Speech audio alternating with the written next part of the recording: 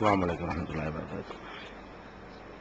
الحمد لله نحمده ونستعينه ونستغفره ونؤمن به ونتوكل عليه ونعوذ بالله من شرور أنفسنا ومن سيئات أعمالنا من يهده الله فلا مضل له ومن يضلل فلا هادي له وأشهد أن لا إله إلا الله وحده لا شريك له وأشهد أن محمدا عبده ورسوله أما بعد.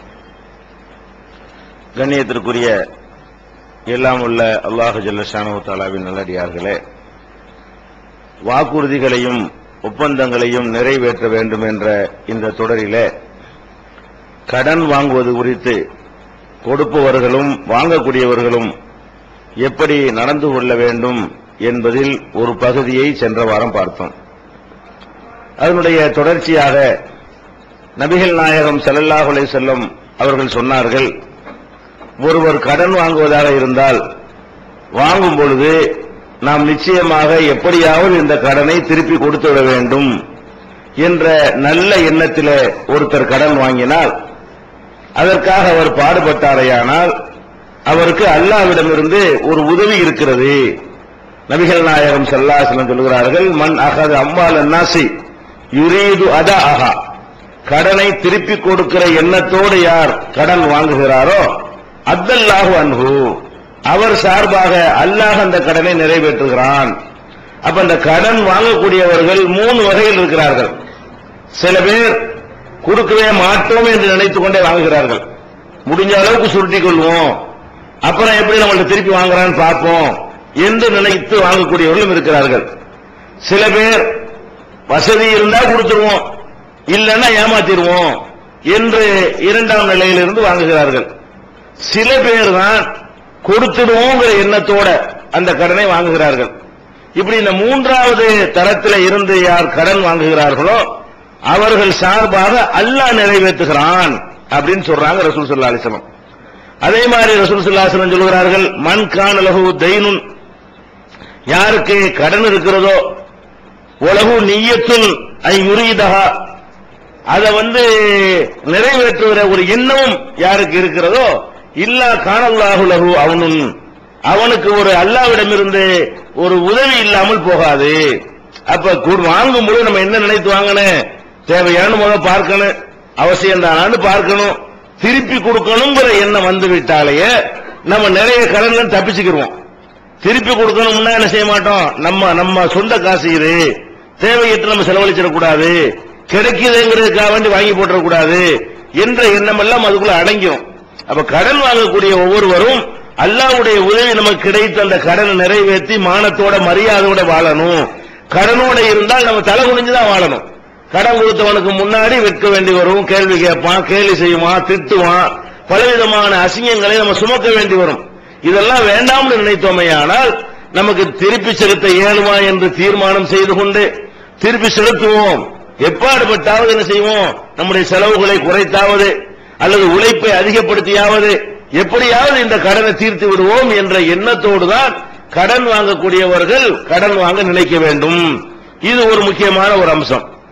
அடுத்து இந்த கடன் வாங்குற ஒரு விஷயத்துல வாங்குறவருக்கு சில பொறுப்பு இருக்கிற மாதிரி, கொடுக்கிறவருக்கு சில பொறுப்பு இருக்கிற மாதிரி, சமுதாயத்திற்கும் சில பொறுப்பு இருக்கிறது. கடன்பட்டவர்கள் விஷயத்துல சமுதாயத்தில் உள்ள தலைவர்கள், ஜமாத்துகள், இயக்கங்கள் எல்லாம் நமக்கு என்ன என்று இருந்து விடக்கூடாது. அவன் வாங்கிட்டா இவன் கொடுக்கணும்னு சொல்லி போயிடக்கூடாது. அதுல ஜமாத்துகளுக்கு அந்த கடனாளியா இல்லாம ஒருத்தன் ஆக்குவதற்கு ஜமாத்தாரும் தங்களால் இயன்ற அளவுக்கு என்ன செய்யணும், முயற்சிகள் மேற்கொள்ள வேண்டும்.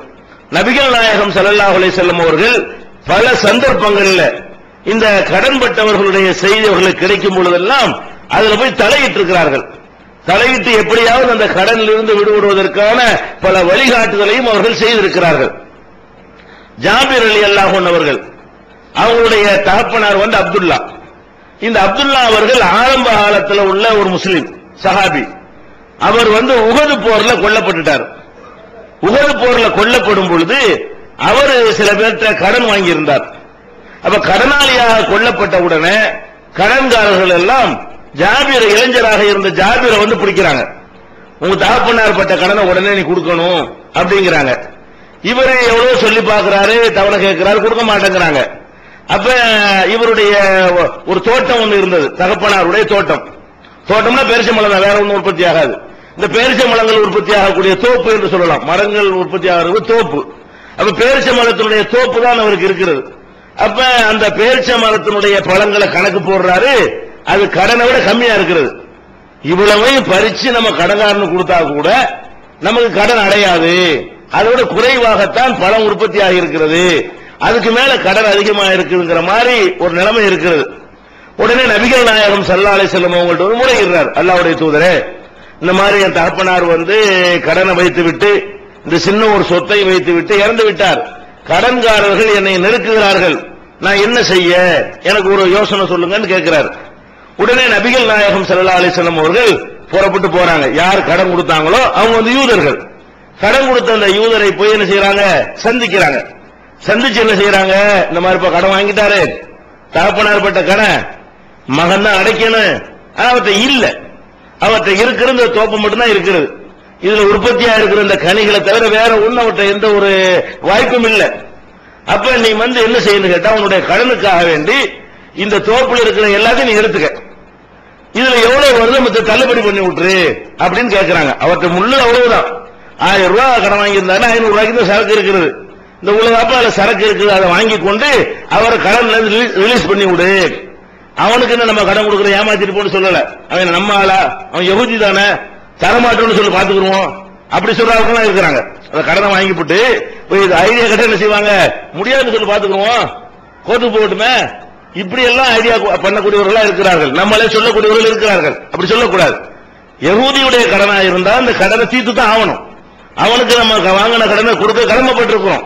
அப்ப நபிகள் நாயகம் ஸல்லல்லாஹு அலைஹி வஸல்லம் அவன்கிட்ட போய் கெஞ்சுறாங்க, அது ரிலீஸ் பண்ணி கொடுப்பா, சும்மா பண்ண வேணாம், இருக்கிற இதான வேற என்ன இருக்கு அவர்கிட்ட, இந்த சின்ன பையன் என்ன செய்வாரு அப்படின்னு ரசூல் ஸல்லல்லாஹு அலைஹி வஸல்லம் அவர்கள் சொல்றாங்க. அவர் யஹூதியா இருந்தாலும் மாட்டேங்கிறாரு, முஸ்லிமா இருந்தா ரசூலுல்லாஹ் சொல்றாங்க நினைச்சிருப்பாரு, ஒத்துருப்பாரு. அவர் யூதரா இருக்கிற காரணத்தினால அதெல்லாம் முடியாது, முழுசே எனக்கு தந்துதான் ஆகணும் அப்படிங்கிறாரு. சரி அப்படின்னு சொல்லிட்டு நான் அதுக்கு ஏற்பாடு செய்யறேன் ரசூல் ஸல்லல்லாஹு அலைஹி வஸல்லம் வந்துட்டாங்க. அதுக்கப்புறம் ஜாபிர் ரலியல்லாஹு அன்ஹு கூப்பிட்டு, நீ நாளைக்கு எல்லா பழங்களையும் என்ன செய்ய, பேரிச்ச மரத்தினுடைய பழங்களை எல்லாம் பறிச்சு வை, தனித்தனியா வைங்கிறாங்க. அஜுபா பல வகை இருக்கு பேரிச்ச பழங்கள்ல, ஒவ்வொரு வகையும் தனித்தனியா குவிச்சு வை, நான் வர்றேன் அப்படிங்கிறாங்க. அப்ப நபிகள் நாயகம் ஸல்லல்லாஹு அலைஹி வஸல்லம் என்ன செய்யறாங்கன்னு கேட்டா, இவர் அந்த பறித்து வைத்த பிறகு அந்த தோப்புக்கு ரசூல் ஸல்லல்லாஹு அலைஹி வஸல்லம் போய் அல்லாஹ் இடத்துல துஆ செய்யறாங்க, யா அல்லாஹ் இந்த ஜாபிருக்கு நீ பரக்கத்து செய்யி, உன்னுடைய மறைமுகமான அருள் அவருக்கு கொடு என்று பிரார்த்தனை பண்ணிவிட்டு அந்த பேரிச்சம்பழத்தை என்ன செய்யறாங்க, கடனுக்கு அளந்து போட சொல்றாங்க. உனக்கு எவ்வளவு இப்ப வரணும், கணக்குப்படி எவ்வளவு பேரிச்சம்பழம் வரணுமோ அதை வாங்கிக்கங்கிறாங்க. அது கொடுக்க கொடுக்க அல்லாஹ்வுடைய தூதருடைய இந்த துஆவை அல்லாஹ் ஏற்றுக்கொண்டு மறைமுகமான ஒரு அருளை இங்க செஞ்சிருக்கிறான்.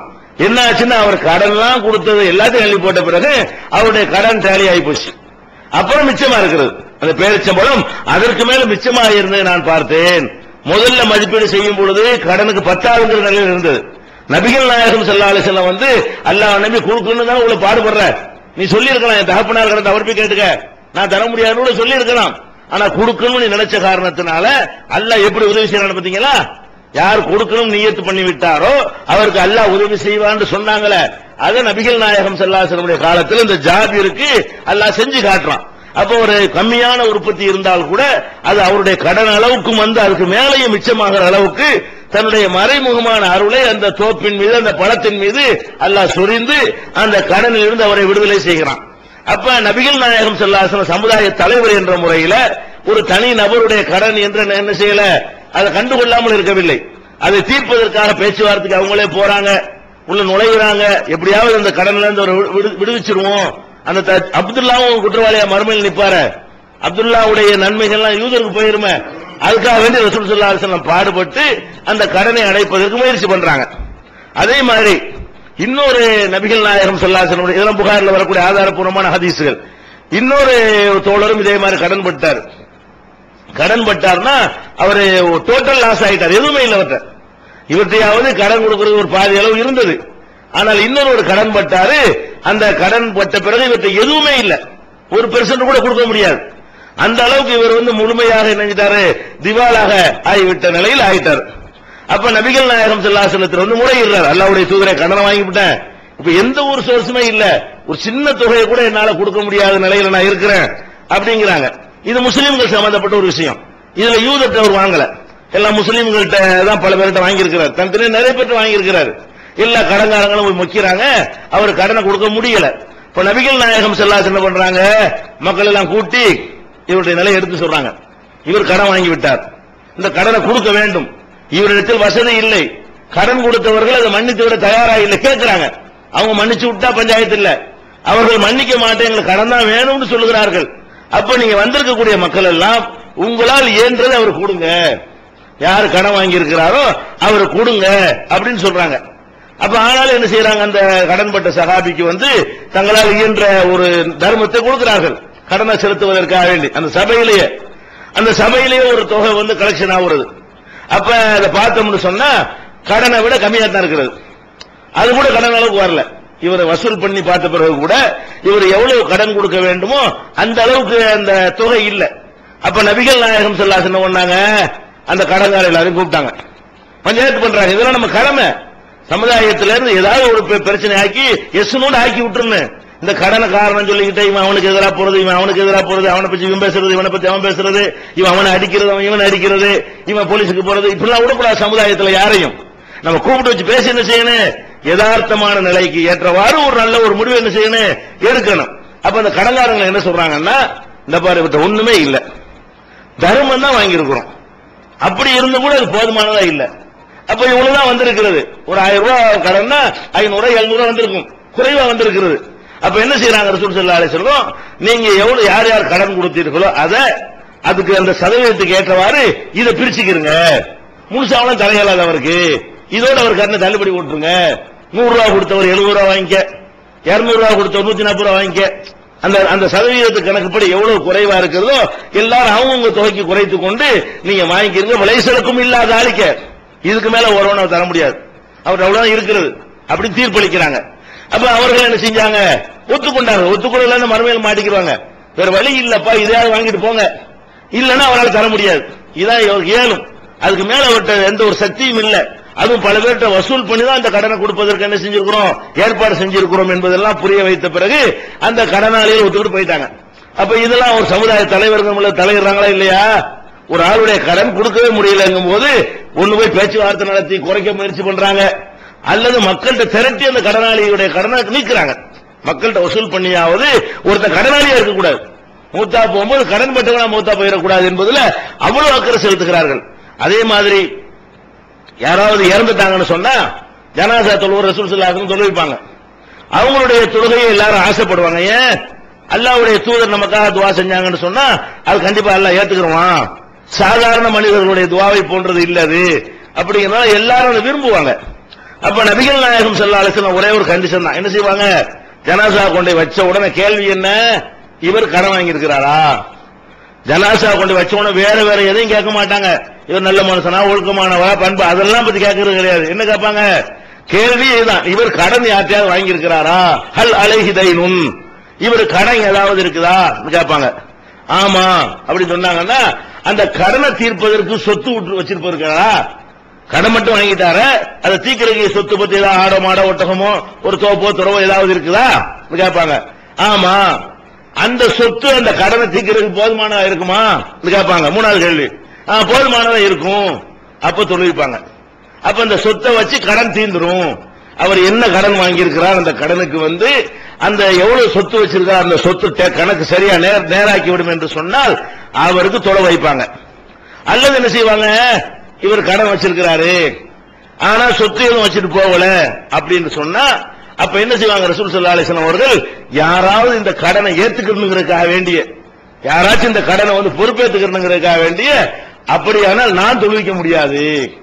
கடனாளியான ஒரு ஆளுக்கு கடனை தீர்க்கிறதுக்கு சொத்து ஒண்ணு வச்சுட்டு போகல என்று சொன்னா அவருக்காக வேண்டி நான் தொழுவிக்க மாட்டேன். சல்லு அலா சாஹிபிக்கும், உங்க தோழருக்கு நீங்களே தொழுவிச்சுக்கிறீங்கன்றாங்க. அப்ப இருக்கிற சபையில வந்து அந்த இறந்து போனவர் மேல பிரிய வச்சவங்க இருப்பாங்க, இறந்து போனவருடைய சொந்தக்காரங்க இருப்பாங்க, நெருங்கிய உயிர் நண்பர்கள் யாராவது இருப்பாங்க. ஆகா, நம்ம அந்த கடனாளியா இருக்கிறனால ரசூலுல்லாஹ் தொழுவிக்க மாட்டேங்கிறாங்களே அப்படின்னு சொல்லிட்டு நான் ஏத்துக்கிறேன்னு யாராவது முன் வருவாங்க. எதுக்காக இதை செய்யறாங்க ரசூல் ஸல்லல்லாஹு அலைஹி வஸல்லம், அவர் தொழுவிக்காம ஆக்குறதுக்காக இல்ல, இந்த நேரத்தில் மனசு இறங்கும், சாதாரண நேரத்தில் இறங்குறதை விட ஒரு ஜனாசா கிடக்கும்போது எல்லாருடைய மனசு மாறித்தான் கிடக்கும். சண்டையெல்லாம் மறந்துடுவான். எப்படியாவது அப்படி நினைக்கக்கூடிய ஒரு நேரம் இல்லையா, அந்த இடத்துல பிடிச்சி வாங்கினா தான் உண்டுங்கிறதுனால ரசூல் ஸல்லல்லாஹு அலைஹி வஸல்லம் என்ன பண்ணுவாங்கன்னு கேட்டா இப்படி சொல்லுவாங்க, நான் தொழுவிக்க முடியாதுன்னுவாங்களா. ஒரு ஜனாசாவுக்கு இப்படி சொன்னாங்க. உடனே அபூ கத்தாதா அந்த சஹாபி எந்திரிச்சு சொன்னாங்க, அல்லாஹ்வுடைய தூதரே, அவர் யார் யாருக்கெல்லாம் கடன் கொடுக்கணும் அதெல்லாம் நான் கொடுக்குறேன். அவர் யார் யாருக்கெல்லாம் கடன் கொடுக்கணுமோ நான் ஒண்ணு தொழுவிக்கிறாங்க. கடனாளி தான், அது எதுக்காக தொழுவிக்க மாட்டேங்கிறாங்க, கடனாளியுடைய கடன் தீர்ப்பதற்கு இது கூட ஒரு ஆயுதமாக யூஸ் பண்றாங்க. தொழுவிக்க மாட்டேன் என்பதை என்ன செய்யறாங்க, ஒரு ஆயுதமாக ஒரு கருவியாக பயன்படுத்தி அதை வச்சு யாராவது இந்த கடனாளியுடைய கடன்ல இருந்து அவரை தப்பிக்க வச்சிருவாங்களா, யாராவது அந்த கடனுக்கு பொறுப்பேற்றுக் கொள்வார்களான்னு பாக்குறாங்க. இப்படி எல்லாம் இந்த கடன் விஷயத்துல யாரும் கடன் பண்ணக்கூடாது என்பதற்காக வேண்டி இப்படி எல்லாம் ரசூல் ஸல்லல்லாஹு அலைஹி வஸல்லம் இறங்கி என்ன செய்யறாங்க, வேலை செய்திருக்கிற காட்சியை பார்க்கிறோம். அதே மாதிரி சென்ற வாரம் கூட நம்ம சொன்னோம், பள்ளிவாசலுக்கு வெளியே 2 பேர் சண்டை போட்டுட்டு இருந்தாங்க. ஒரு ஆள் கொடுத்தவர் கடன், ஒரு ஆள் வாங்கினவர், 2 பேரும் சண்டை பயங்கரமான சத்தமா வருது. ரசூல் ஸல்லல்லாஹு அலைஹி வஸல்லம் வெளியே போய் விசாரிக்கிறாங்க. விசாரிச்சா ஒருத்தர் கொடுத்தவர் கேட்டவர்கிட்ட என்ன செய்யறாரு, சண்டை போட்டுட்டு இருக்கிறாரு. அப்ப ரசூல் ஸல்லல்லாஹு என்ன பண்றாங்க, கையை காட்டி வாங்கிக்கிறாங்க, பாதி வாங்கிக்கிறான்னு கேட்கறாங்க. அப்ப அவர் எவ்வளவு கொடுத்தாரோ பாதியை வாங்கிட்டு போன்னு சொன்னாங்களா இல்லையா, அதோட தலையிடுதான். அப்ப ஒருத்தர் கடன் பட்டார் என்று சொன்னால் இதை பத்தி நம்ம ஜமாத்துல யாராவது நினைக்கிறாங்களா? ஊர்ல உள்ள எவ்வளவு பிரச்சனைகள்லாம் இருக்கிறது, பள்ளிவாசல் நிர்வாகம் பண்ணுகிறார்கள், மக்கள் எல்லாம் கூட்டி கடனாளி எல்லாம் வா, கடன் கொடுத்தவன்லாம் வா, கடன் வாங்கினவன்லாம் வா, அது ஒரு பஞ்சாயத்து பண்றாங்களா? வெறுமனே கல்யாண பஞ்சாயத்து நடக்கு. நாட்டில் உள்ள எல்லாத்துலயும் என்ன செய்யறது, கல்யாணமும் தலாக்கு பஞ்சாயத்து தான் ஓடிட்டு இருக்குமே தவிர இதெல்லாம் மௌத்த மறுமை வீணா போயிருவான். அவனுக்கு அவன் கடனாளியா மௌத்தா போயிட்டான்னு சொன்னா அவன் நன்மையெல்லாம் பிடிங்கி இவனுக்கு போயிருமே. அவனுடைய தொழுகை அவனுக்கு சேராது, அவனுடைய நோன்பு அவனுக்கு சேராது, அவனுடைய ஹஜ் அவனுக்கு சேராது, அவனுடைய எந்த நல்லறங்கள் அவனுக்கு சேராத. கடன்காரன் வந்து கேட்கும்போது இதை பிடிங்கி பிடிங்கி எல்லாம் கொடுத்துருவானே. அப்ப மறுமையில் நம்முடைய எல்லா நல்லறங்களும் வீணாகி விடக்கூடாது என்று சொன்னால் கடன் இல்லாதவர்களாக நம்ம மௌத்தா போக வேண்டும் என்று நமக்கு ஆசைப்படுற மாதிரி உம்மத்தில் உள்ள எல்லாரும் விஷயத்திலும் ஆசைப்படணுமா இல்லையா? அது யாருடைய கடமை? அல்லாஹ்வுடைய ரசூலை இதுக்கு மெனக்கட்டு முயற்சி பண்ணிருக்காங்களா இல்லையா? இதெல்லாம் நம்ம கவனத்தில் வைத்து என்ன செய்யணும், கடன் விஷயத்துல ரொம்ப பொறுப்பு. ஜமாத்தார்களும் பெரிய பங்கு இருக்கிறது. இதுல நாட்டில் பெரிய கொலைகள் நடப்பதற்கும் ஜென்ம பகை உண்டாவதற்கும் இது காரணமா இருக்கிறது. வாங்கின கடன் தரல என்பதற்காக வேண்டி உறவே போய்விடுகிறது. பாக்கிறவா இல்லையா? ஏன் அது ஒரு பேச்சுவார்த்தை நடத்தி என்ன முடியுமோ அதை வாங்கி மன்னிச்சு விட்டு போடா, அல்ல கொடுத்து தொலைஞ்சிட்டு போடா, அல்ல இந்த ஜமாத்துல வாங்கிக்கிறா என்று ஏதாவது ஒரு வழியை காட்டி கொடுக்கலாமா இல்லையா? அல்லாஹ் கூட பாருங்க, இந்த ஜக்காத் விஷயத்தை சொல்லும் பொழுது 8 பேர் கொடுக்கறான்னு சொல்றாமல, ஜக்காத்துன்னு நம்ம பணத்தை வசூலிக்கிறோம். இந்த பணத்தை 8 வகையில் செலவழிக்க வேண்டும் என்று அல்லாஹ் சொல்லுகிறான். 8ல ஒரு ஆள் யாரு? ஒல் காரிமீன, கடனாளிகள். அப்ப ஜக்காத்தை எடுத்து வைத்துக் கொண்டு கடன் பட்டு தீர்க்க முடியாம இருக்கிறான அதுக்கு ஒரு செக்ஷனை ஒதுக்கணும். கடன் என்ன கொடுக்க முடியல என்று மனுக்கள் வரும். கடன் கொடுக்க முடியாம திணறான் நிறைய பேர் பத்தி கேள்விப்படுவோம். அதை எடுத்து வச்சு என்ன செய்யணும், இந்த மாதிரி கடனாளியா இருக்கிற இந்த ரூபாய் வாங்கி கொண்டு உன் கடனாளி கொடுத்து விடு, கடனை நேர் பண்ணி விட்டுருப்பா அப்படின்னு சொல்லி கடன் பட்டவர்களுக்கும் ஜக்காத்து கொடுக்கணும் எல்லாம் சொல்லி காட்டுறான். அப்ப ஜக்காத்து பணத்தை ஏழைகளுக்கு கொடுங்க, பரம ஏழைக்கு கொடுங்க, அல்லாஹ்வுடைய பாதையில போர் செய்யறவங்களுக்கு கொடுங்க, அது மாதிரி வசூலிப்பவர்களுக்கு கொடுங்க, இஸ்லாத்துல வரக்கூடிய மக்களை ஈர்ப்பதற்காக வேண்டி அவங்களுக்கு கொடுங்க. இப்படி எல்லாம் சொல்லிக் கொண்டு வர்ற அல்லாஹ் என்ன செய்யறான், ஒல் காரிமீன, கடனாளிகளுக்கும் கடன் பட்டு கொடுக்க முடியாமல் சிரமப்படுகிறார்களே அவங்களுக்கும் கொடுங்க என்று சொல்வதன் மூலமாக நமக்கு என்ன சொல்லி தர்றாங்க, இந்த கடன்கிறது ஒரு சமூக பொறுப்பு. அப்படின்னா ஜமாத்து கடனாளிக்குன்னு வசூல் பண்ணி வச்சா கொடுக்குமா இல்லையா? சமூக பொறுப்புல சுமத்துறாங்களா இல்லையா? சமூகத்தின் மீது சுமத்துற காரணத்தினால ஜக்காத்தை விநியோகிக்கிற அந்த கிரவுண்ட்ல இதையும் கொண்டு சேர்க்கிறாங்க. அப்ப கடன் பட்டவருடைய கடனை தீர்ப்பது அவனுக்கு எப்படி பொறுப்பு இருக்கிறதோ அதே மாதிரி ஜமாத்துகளுக்கு சமுதாயத்திற்கும் பொறுப்பு இருக்கிறது என்று சொல்லி நபிகள் நாயகம் ஸல்லல்லாஹு அலைஹி வஸல்லம் அவர்கள் வழிகாட்டி இருக்கிறார்கள். இதை கவனத்தில் வைத்து ஜமாத்தார்கள் பாடுபட வேண்டும். அதே மாதிரி இந்த கடன் வாங்கினவர் விஷயத்துல இன்னும் சொல்றாங்க, எனக்கு வாங்கினதே கொடுக்கறதுக்கு இப்படி தடுமாறுறான், கொடுக்காம இருக்கிறதுக்குள்ள ஏமாத்தம்லாம் பண்றான். ஆனா அல்லாஹ்வுடைய ரசூல் என்ன பண்றாங்க என்று கேட்டா, கடன் வாங்கினா கொஞ்சம் நல்லபடியா திருப்பி கொடு. நல்ல செலவு நோட்டை வாங்கிட்டு வந்துடுறாங்க. கடன் அது நோட்டுக்கு ஒரு மதிப்பு இல்ல, செலவு நோட்டுக்கு அதான் கிழிஞ்ச நோட்டுக்கு ஒரே மதிப்பு தான். ஆனாலும் கூட என்ன செய்வான்னு கேட்டா கடனை திருப்பி கொடுக்கும், அழுக்கு நோட்டா எடுத்து கிழிஞ்ச நோட்டா எடுத்து கொண்டே கொடுப்போம். அதுக்கு கடனை திருப்பி கொடுக்கும்போது அப்படி மட்டமா தான் என்ன செய்யறது, கொடுக்கிற காட்சியெல்லாம் பார்க்கிறோம். அப்ப நபிகள் நாயகம் ஸல்லல்லாஹு அலைஹி வஸல்லம் சொன்னாங்க தெரியுமா, இன்ன ஹியாரக்கும் அஹ்ஸனுக்கும் கலாஅன், வாங்கின கடனை அழகான முறையில யார் திருப்பி செலுத்துகிறாரோ அவர்தான் உங்கள சிறந்தவர். கடனை கொடுக்கறது மட்டும் பத்தாது, அழகா கொடுக்கணும். அவன் கிழிஞ்ச நோட்டத்தை தான் நீ செலவு நோட்டை கொண்டே கொடுக்கணும். அது அழகா கொடுக்கிறது என்பது. அவன் ஒரு மாதிரியாத்தான் நீ கவர்ல வச்சு கொண்டே கொடுக்கணும். நீ கண்ணி அப்படி வந்தா இப்படி நீ என்ன செய்யணும், மரியாதையை கொண்டே கொடுக்கணும்.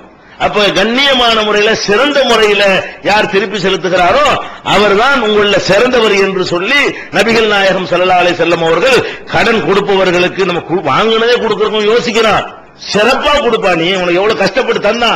எல்லாரும் இதை வச்சு வட்டிக்கு ஆதாயம் அடைந்து கொண்டிருக்கிற ஒரு காலகட்டத்தில் எதை எதிர்பார்க்காம தர்றான்ல, கடன் தர்றான சாதாரண விஷயம் கிடையாது. அது இந்த காலத்துல கடன் தர்றான் பாருங்க. அந்த காலத்துல கடன் தர்றதை விட இந்த காலத்துல கடன் தர்றோம் நம்ம கஷ்டப்படுறோம், நஷ்டப்படுறோம். ஏன் ரூபாயத்தை நீங்க கடனை வாங்குறீங்க, வாங்க ரூபாயுடைய மதிப்பு இறங்கி போயிடுது. நீங்க இன்னைக்கு 1 லட்சம் ரூபாய் கடன் வாங்கியிருப்பீங்க, 2 வருஷம் கழிச்சு அதை திருப்பி கொடுப்பீங்க, அது 50,000 ரூபாய் மதிப்பு தான். அது நீங்க திருப்பி கொடுக்கிற ரூபா இருக்க, நீங்க வாங்கும் போது இந்த 1 லட்சம் ரூபாய்க்கு எவ்வளவு நகை வாங்க முடியுமோ அந்த நகையை இந்த 50,000 வாங்க இயலுமா? நீங்க 1 லட்சம் ரூபாய்க்கு எத்தனை பவுன் நகை வாங்கலாம் கணக்கு பண்ணிக்கிறீங்க. 2 வருஷம் கழிச்சு திருப்பி கொடுப்பீங்க.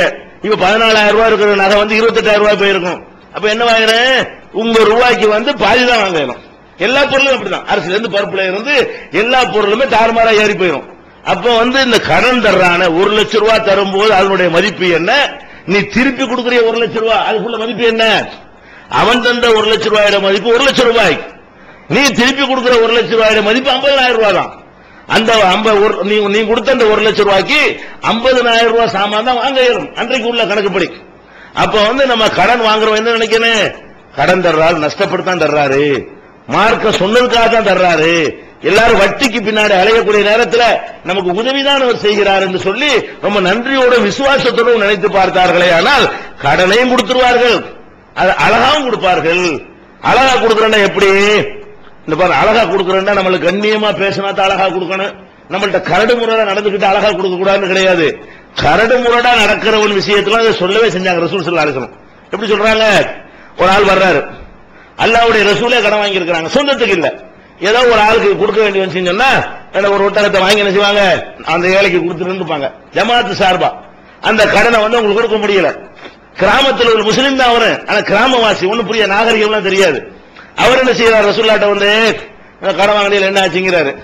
வரலப்பா ஜக்காத்து வந்தோன்னு தர்றேன்னு சொல்லியிருப்பாங்களா, இவர் கடுமையா வார்த்தை விட்டாரு. இந்த கடன் கொடுத்தவர் ரசூல் ஸல்லல்லாஹு அலைஹி வஸல்லம் அவர்கள் நினைச்சிட்டாரு, கடுமையா பேசிட்டாரு. என்ன கடுமைன்னு ஹதீஸ்ல வரக்கானா, அந்த சொல்ல சஹாபாக்கள் சொல்ல ரசூலுல்லாஹ் இன்சல்ட் பண்ற மாதிரி பேசிட்டாரு. அந்த வார்த்தையை சஹாபாக்கள் சொல்லல, என்ன வருது, அவரை பிடிச்சு அட்டாக் பண்றதுக்கு சஹாபாக்கள் கொந்தளிக்கிறாங்க. அப்படி பேசிவிட்டாரு. வாங்க மட்டும் தெரியுதோ கொடுக்க தெரியாது இப்ப சொல்லியிருப்பாரு, ஏதோ ஒன்று சொல்லியிருப்பாரு. என்ன சொன்னார் என்று நமக்கு சொல்லப்படவில்லை. என்ன வருகிறது, கடுமையான வார்த்தைகளை சொன்ன உடனே சஹாபாக்கள் அவர் அடிக்க பாயிறாங்க. உடனே ரசூல் ஸல்லல்லாஹு அலைஹி சொல்றாங்க, தஊஹு விடுங்க அவரை, இன்னலி சாஹிபில் ஹக் மகாலன், கடன் கொடுத்தவருக்கு மாதிரி பேசுற உரிமை இருக்குது. நம்ம வாங்கிட்டோம்ல, அவர் கொடுத்திருக்காரு, நம்ம வாங்கியிருக்கிறோம். நம்ம கொடுக்காதனால அவர் திருப்பி இந்த மாதிரி பேசுறாரு, அவருக்கு இந்த ரைட் இருக்கிறது. கடன் கொடுத்தவருக்கு இந்த மாதிரி பேசுவதற்கு என்ன இருக்கு, ரைட் இருக்கிறது. ஒண்ணும் செய்யாதீங்க விட்டுருங்க சொல்லிவிட்டு, இங்க வாப்பா என்னப்பா உனக்கு கடன், இந்த மாதிரி ஒரு ஒட்டகம் வாங்கினீங்க, 3 வயசு ஒட்டகத்தை வாங்கினீங்க அப்படின்னு சொல்றாரு. அப்ப வயசை பொறுத்து தான் ஆகுது ரேட்டு. ஒட்டகம்னு சொல்றீங்க, 5 வயசு ஒட்டகத்தை வாங்கிவிட்டு 1.5 வயசு ஒட்டகத்தை கொடுத்தா அவன் நஷ்டமாயிருமா இல்லையா? அந்த வயசை பொறுத்து தான் ஒட்டகத்தினுடைய சைஸ் இருக்கும்ல, அதுக்காக என்ன செய்யறாங்க, 3 வயசு ஒட்டகத்தை வாங்கியிருக்காருன்னு உடனே போய் பைத்துல் மால்ல ஜக்காத்துடைய ஒட்டகங்கள் நிக்கும்ல, அதுல 3 வயசு ஒட்டகம் தான் ஒன்று பிடிச்சிட்டு வாங்க அப்படிங்கிறாங்க. போனா 3 வயசு ஒட்டகமே இல்ல, மேல உள்ளதுதான் இருக்கிறது, கீழே உள்ளது இல்ல, மேல உள்ளதுதான் இருக்கிறது. அப்ப என்ன செய்யறாங்க சஹாபாக்கள்லாம் இல்ல, அவருக்கு எவ்வளவு கொடுக்கணுமோ அதை விட பெரிய ஒட்டகம் தான் இருக்கிறது, அவருக்கு என்ன சைஸ்ல நம்ம ஒட்டகம் கொடுக்க வேண்டி இருக்கிறதோ அதோட பெரிய சைஸா இருக்கிறது, 4 வயசு 5 வயசு இருந்துருக்கீங்களா, அதை பிடிச்சிட்டு வாங்க. அப்ப என்ன செய்யறாங்க, இந்த இதை வச்சுக்கன்னு சொல்லிவிட்டு அப்பதான் சொல்றாங்க, உங்களில் சிறந்தவர் யாரு என்றால் அழகான முறையில கடனை திருப்பி செலுத்துகிறார் அவர்தான்.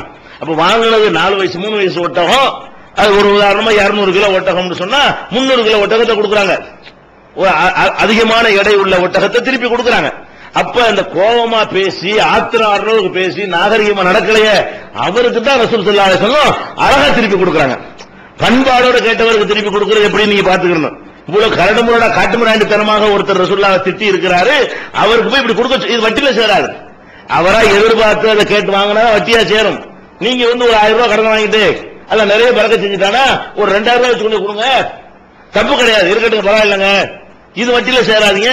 அந்த ரசூலுல்லாஹ் செஞ்சிருக்கிறாங்கல்ல, 100 கிலோக்கு போல 200 கிலோ கொடுத்தா என்னது கூட தானே கொடுத்துருக்காங்க. ஒரு வருஷம்ங்கிறது ஒரு 100 கிலோ இறைச்சியை கூட்டிவிடும். அப்ப அந்த மாதிரியான ஒரு அடிப்படையில் ரசூல் ஸல்லல்லாஹு அலைஹி வஸல்லம் வந்து திருப்பி கொடுத்ததை நம்ம பார்க்கிறோம்.